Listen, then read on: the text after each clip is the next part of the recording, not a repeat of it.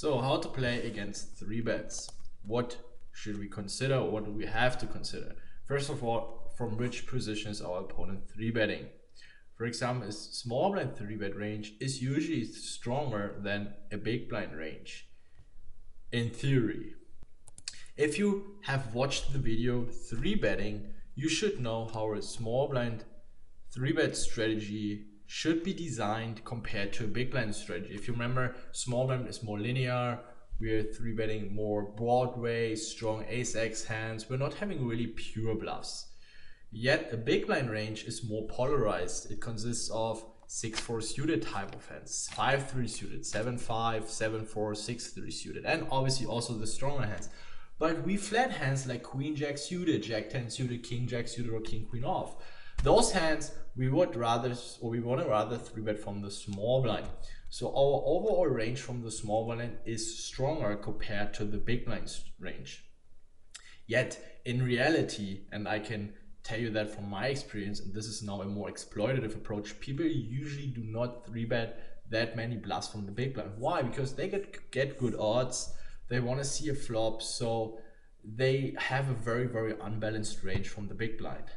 Especially on low and mid stakes, you should give big blind 3-bets a lot of credit. The player image, super important. Whereas Nits and Fish, we don't need to have a bluff 4-bet range at all. So everything I'm teaching here is basically against a somewhat competent opponent, a good regular, or yeah, even just a regular. But if you have the read that someone is a nit and he's tight, he's weak, well, let's say weak bad, or he's a fish, we don't need to have a bluff 4-bet range at all. We just try to play our hand max EV, and just because it might be a good 4-bet bluff candidate, we don't necessarily have to 4-bet bluff. Also the ranges, which I'm going to show you later, all the hands I have marked as 4-bet bluffs, those are just potential candidates you can choose against aggressive opponents, or if you play against an opponent where you want to have a 4-bet bluffing range. But the moment you see it's a fish, it's a nit, play very exploitative, play very unbalanced. Versus position, obviously very important. The earlier the position villain is 3-betting against, the stronger his range is, or rather the more equity has his range. Here I will also show you an example in the next 1 or 2 minutes. I think it's in one of the next slides.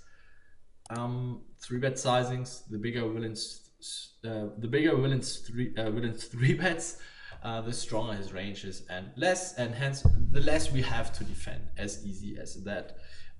What 3-bet sizings we should use, or usually opponents should use, is something also I was teaching in the 3-bet course. So if someone is going ridiculous big, it's usually also very strong, and we don't need to defend against that much. If someone is 3-betting very small, I mean, against min 3-bets, we have to call any hand, right?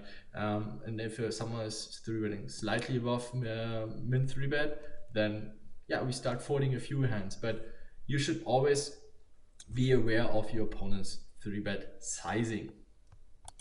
Stack size. For example, if someone 3-bets us and we have less than 40 big blinds, we do not set mine anymore. It doesn't mean that we cannot defend pocket pairs, because if we are playing against a fairly loose 3-bet strategy, we can still call a hand like 7s and 6s because we have enough equity. So here, the shorter we get, it's more about our equity, right?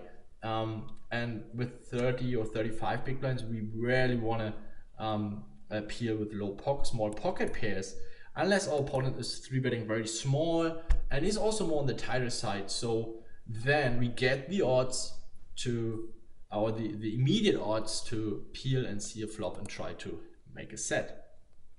Playing deep. If we have more than 150 big blinds, I highly advise to never 4-bet. Again, if you're playing against a fish, a maniac, and you have aces, you get kings, yeah, play straightforward. But even with 150 big blinds, and we have kings, or even 130 big blinds, and we have pocket kings, and we're raising from under the gun and face MP 3-bet, do we really want to 4-bet pocket kings? I mean, what is our opponent going broke with? Literally aces. So what are we doing if he jams? What is he doing if he 5-bets? So then it's getting very, very nasty. That means the deeper we get, the more we have to decrease our 4-bet frequencies. So if we are deeper than 150 big blinds and someone is 3-betting against us, we just call our entire range. I mean, not all hands, we obviously fold a decent amount of our range, but we don't have a 4-bet range. We just call or fold.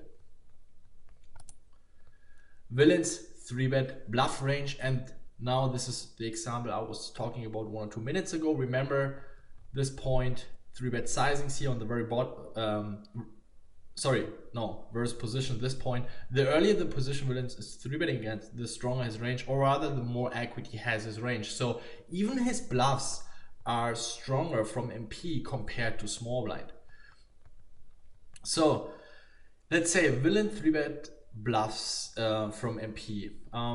What kind of hands you could bluff with? King Queen suited, King Jack suited, Ace 10 suited, right? So we don't want to defend with King 10, Jack 10, Queen 10 suited because we're even dominated by his bluffs. Let's say he's 3-betting from the small blind and we're sitting on the button. Here he can 3 with 9-8 suited, 8-7 suited, 6-5 suited. Here we want to defend with King 10, Jack 10, Queen 10 suited. So bear that in mind, that the position is very, very, very important. I know Queen 10 suited or Jack 10 suited are very nice looking hands, but against the Under the Gun +2 or MP 3-betting range, we barely want to flat those hands against the 3-bet.